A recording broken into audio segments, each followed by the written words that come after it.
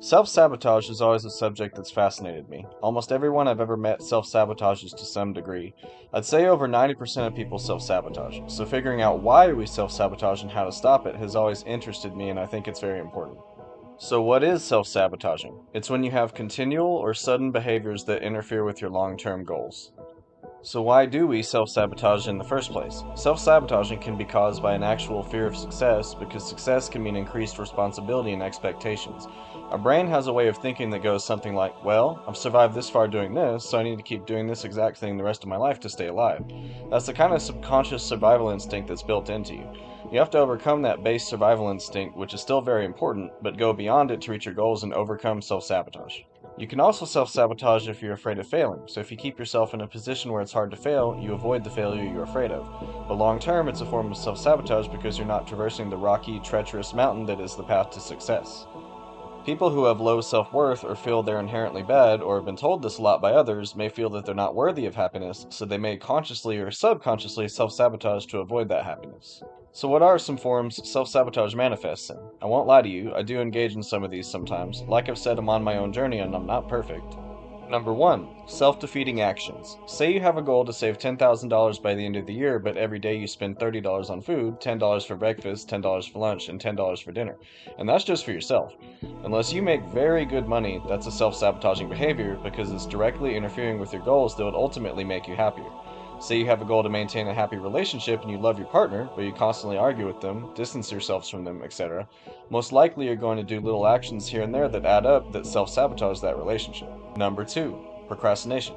We all love to meme about procrastination. From what I can tell, most of us engage in it. Maybe it's a way for us to try to live on the edge. But procrastination is having faith in luck. It's having faith that the thing you want done can even be done by the deadline with a very shortened time frame. Sometimes it works out, sometimes it doesn't. Procrastination is something we've grown very comfortable with as a society that is very risky. Sometimes the project you're needing to do, say there's 2 weeks to do it, that 2 weeks may have been assigned as an unreasonable time to do it, meaning you actually needed 3 weeks in a reasonable time frame to do it, so there's no way in hell you're getting it done in one day. Number 3. Negative self-talk. Basically your brain saying to yourself, you can't do this, or you're not worthy, over and over until it actually becomes a reality. If you want any sort of happiness or good life, this is self-sabotage. In my opinion, there's a global reason self-sabotage should have stopped past 2020, and that's the fact that you're somehow still surviving despite all the adversity from the forces above. You're awesome for trying to make it in a system that's very rigged against you. There's no reason to have negative self-talk. Number 4. Lack of communication. Not communicating your needs to partners is self-sabotage. Not communicating if you truly need help at work is self-sabotage. Not communicating to your raid members in a video game if you don't understand something is self-sabotage and sabotaging the group. Clear communication is highly important and I don't see nearly enough of it in either the real world or online. Number 5. Constant approval seeking. This is a more subtle one, but you can seek approval from the wrong people. Say your nature is to be approval seeking and you get into a friend group with a bunch of shady people who rob banks and stuff like that, just as an example. If you seek their approval, you're eventually going to have to do stuff like them, which has an extremely high chance of leading to a bad outcome for you for life. Constant approval seeking can also lead to infidelity. If a man or woman seeks the approval of everyone who flirts with him or her, well, that may lead to a desire to satisfy that so they get the approval of whoever they're talking to. This can end in very ugly ways. Cheating is never worth it and it will not lead to long-term happiness. Cheating is most definitely a giant form of self-sabotage for long-term happiness. Engaging in it is one of the worst ideas possible and most immoral ideas possible. Polyamorous relationships don't work for many reasons. One good partner has more than enough to make you happy for life, and one of your goals should be to develop the best relationship you can with that partner. Number 6. Being toxic. This one needs to be listed for the new generation. I know TikTok glorifies being toxic, but I've dealt with these people in the workplace and elsewhere and they're a complete headache to deal with and often a total nightmare. Please just do your job. One way I've seen people be toxic is they'll heavily insult people, then do something like buy them food to make it seem okay. Being toxic will sabotage your career, your relationships, everything. Everyone has a few red flags, but don't go trying to glorify them. Almost everything TikTok teaches you is wrong. This is one such example. If you have a toxic society, what happens? On a societal level, toxic people aren't going to look out for each other. Someone toxic isn't going to let you merge onto the highway. Someone toxic isn't going to put forth any effort at work. Someone toxic isn't going to actually be a good partner. This is a more subtle thing I never see called out, but yeah, the glorification of toxicity and the demonization of being nice is yet another subversion of our society that's not leading anywhere good. You ideally want people working together amicably. Anything that goes against that is not the way. Number 7. Setting yourself up for failure.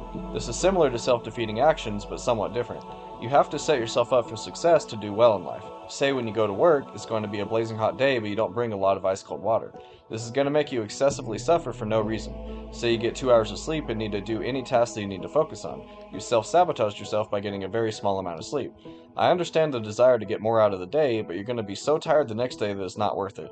You're also setting yourself up for failure if you want to make a lot of money but don't lay any of the groundwork to do so and just keep grinding away at the same level the entire time. To be wealthy, you have to keep moving up levels or paradigms.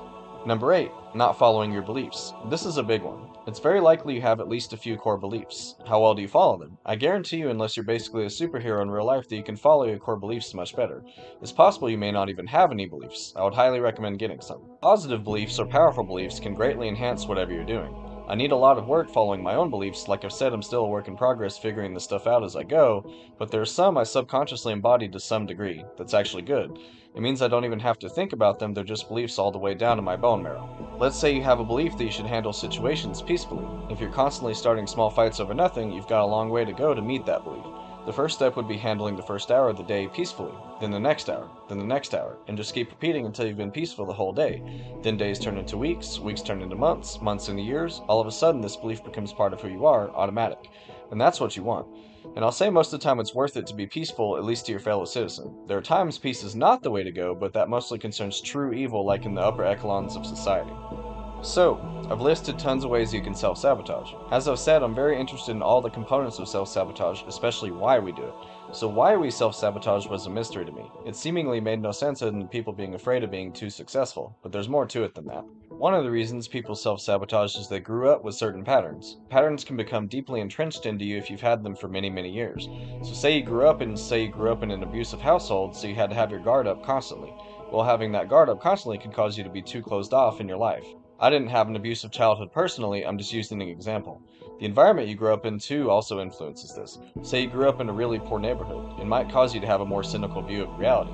What it also might do is, say you're constantly hanging around those people, it can trap you in a cycle of being poor because you want to be cool with your poor neighbors. Say they have bad habits like doing hard drugs, you'll also be much more inclined to do those habits. Being in the wrong environment can lead to a lifetime of self-sabotage if you're not careful. Preventing self-sabotage often involves looking from the outside in. You have to somehow break away from just automatically doing your bad habits. It's like looking in at yourself and trying to judge yourself objectively whether you're doing self-defeating behaviors or not. At some point it has to stop or be greatly reduced.